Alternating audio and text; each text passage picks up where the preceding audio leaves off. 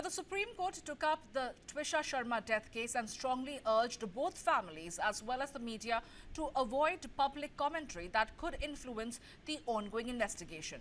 The court observed that the matter has now been handed over to the CBI and expressed confidence that the truth will emerge through a fair probe. Chief Justice Suryakant observed that the second autopsy ordered in the matter has already been completed. The court said that there were concerns over certain developments in the case and urged the media not to air statements made by either the victim's family or the accused family. The Chief Justice remarked that the judiciary was being unfairly targeted through allegations suggesting that a fair trial was not possible because the deceased husband is a lawyer and the mother-in-law is a former district judge. The court said it had full faith in the investigating agencies and stated that whichever agency probes the case will take the investigation to its logical conclusion. Solicitor General Tushar Mehta informed the court that the Madhya Pradesh government has now handed over the investigation to the CBI. The Chief Justice termed the decision entirely appropriate and observed that there was no need for further judicial intervention once the matter had been transferred to the central agency.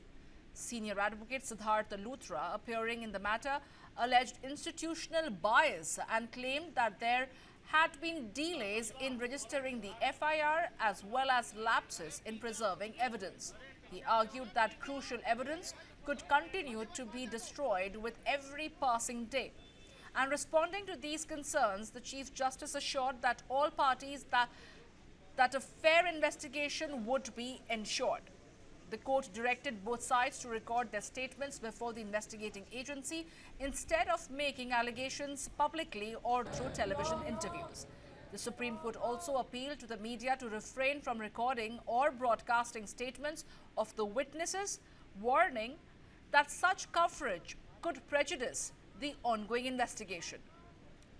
Justice Bagchi observed that with the matter now transferred to the CBI, the process had become an administrative issue between the state government and the central agency.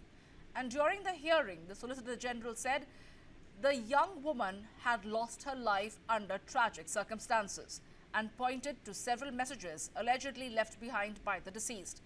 The court, however, stressed that due process of law must prevail and said emotions should not override legal procedures. My colleague Verghese is joining me right now to get us more details on the story. Well, Verghese, as far as the matter in the court is concerned, they are making it very clear that they do not want a media trial as far as Twisha Sharma's case is concerned. They have even urged news channels, networks to not air the statements or the interviews of both sides, the accused and the victim's family. But when it comes to the inherent lapses and the botched up investigation from the start, where certain evidences, let's say the particular belt in question that was used as a noose, was not even examined properly by the cops, has the court made any remarks in its regard?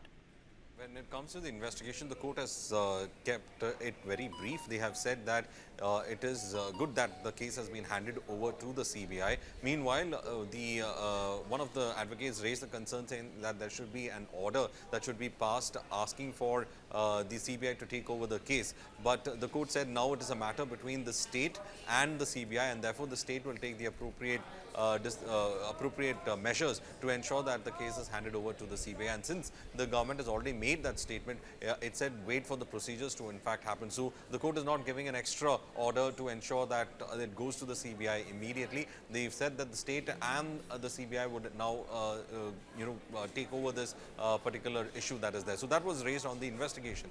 But however, one comment that came in was that the court said that it was in fact pained by the narrative setting that was going on, saying that the court was in fact delaying the trial.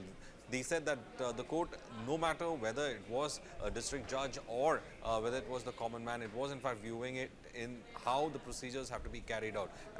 It was probably the Supreme Court saying that the system is neutral whether the person comes for justice, and therefore there is no biasness within the system when it comes to take a look at the cases. And therefore, it also told the media that not to interview those who could be potential witnesses as well as potential accused in the case. Meanwhile, you did have the state's Solicitor General raising the issue of Giribala Singh, in fact, coming out to the media and speaking regarding the character of the person who has in fact Twisha especially, and this has led to a lot of backlash within the system.